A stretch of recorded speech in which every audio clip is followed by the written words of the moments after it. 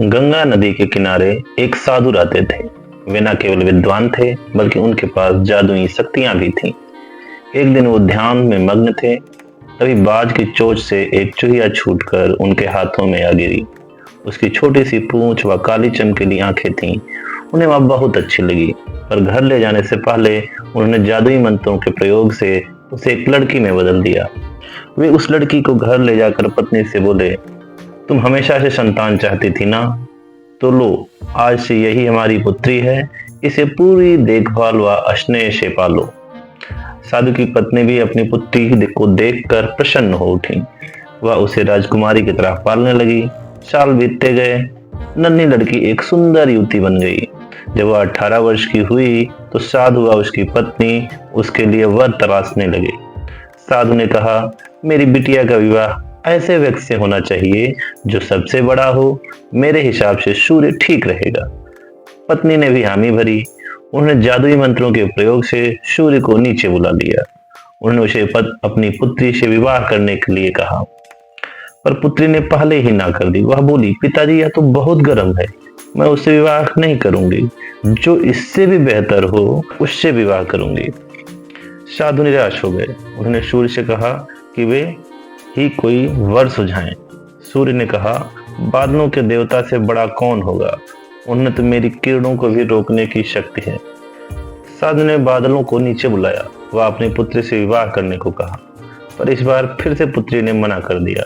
वह बोली, ये तो कितना बदसूरत है, मैं इसे विवाह नहीं कर सकती।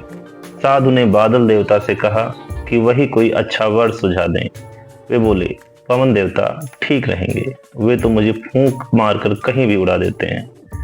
साधु ने पवन देवता को बुलाकर अपनी पुत्री से विवाह करने को कहा। पुत्री ने फिर इनकार कर दिया।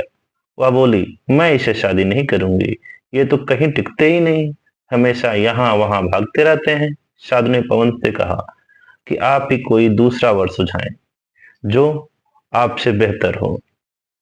पवन देव ने कहा, पर्वत देव बहुत मजबूत हैं, वे मेरा रास्ता भी रोक लेते हैं। साधु ने पर्वत देवता से कहा कि वह उसकी पुत्री से विवाह कर लें। पुत्री ने फिर से मना कर दिया। वह बोली, ये तो बहुत लंबे, सख्त व कठोर हैं, मैं इनसे विवाह नहीं कर सकती, इनसे भी कोई बेहतर चाहिए। पर्वत देवता ने चूहे का नाम सुझाया। वे बोले, माना मैं काफी सख्त हूँ, मजबूत हूँ व ऊंचा भी हूँ, पर मुझे तो चूहे कहीं से भी आसानी से बिल बना सकते हैं। साधु ने चूहे को बुलाया। उसे देखते ही उसकी पुत्री खुशी से उछल पड़ी। हाँ पिताजी, यही तो वह है जिससे मैं शादी करना चाहती थी। साधु ने सोचा, इसे ही किस्मत कहते हैं। यह एक चूहिया थी और एक चूहे से विवाह करना ही इसके भाग्य में लिखा है। उन्होंने जादुई मंत्रों के प्रभाव से पुत्री को फिर से चूहिया बना दिया और उनका विवाह करा दिया। चूहा व चूहिया विवाह करके खुशी से रहने लगे। इससे हमें ये शिक्षा मिलती है कि कोई भी अपने मूल स्वभाव को आसानी से नहीं बदल सकता है।